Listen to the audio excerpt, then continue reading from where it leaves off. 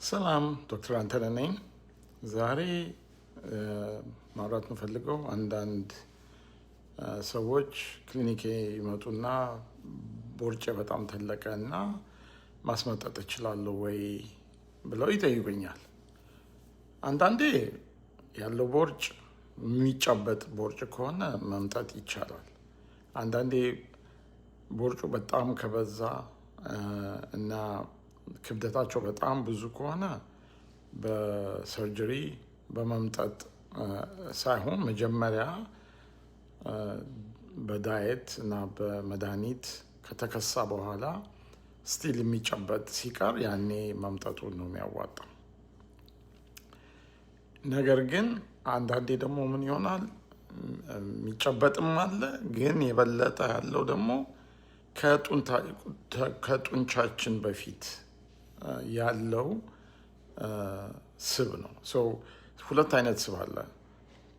ሰብኪቴኒየስ የሚባል ማለት ከቆዳችን ስር ያለው የሚጨበጥ፣ ከዛ ደግሞ ቪስራል ማለት ጉበታችንን፣ ኩላሊታችንን፣ ሳምባችንን፣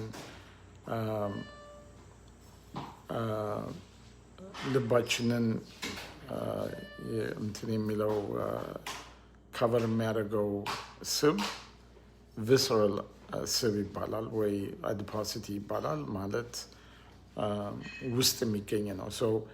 ይሄንን ውጭ ያለውን እና ውስጥ ያለውን ስብ የሚለየው ጡንቻ ነው። ሆዳችን ላይ ያለ ጡንቻ ነው። ብዙ ጊዜ በተለይ ኢትዮጵያን ወንዶች ላይ የማየው ነገር ምንድን ነው፣ ቦርጫቸው በጣም ትልቅ ነው፣ የሚጨበጠው በጣም ትንሽ ነው። በሙሉ ከጡንቻቸው በኋላ ያለው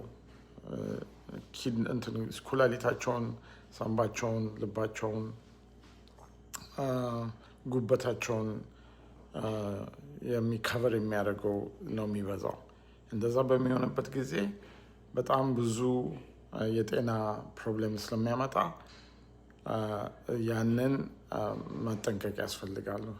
የሚቀጥለው ቪዲዮ ላይ ምን አይነት ችግር እንደሚፈጥር ቪስራል ፋት ወይ ውስጥ ያለው ስብ ሌላ ቪዲዮ ሰርቼ ማብራሪያ እሰጣለሁ። እስከዛ ድረስ መልካም ሁኑ።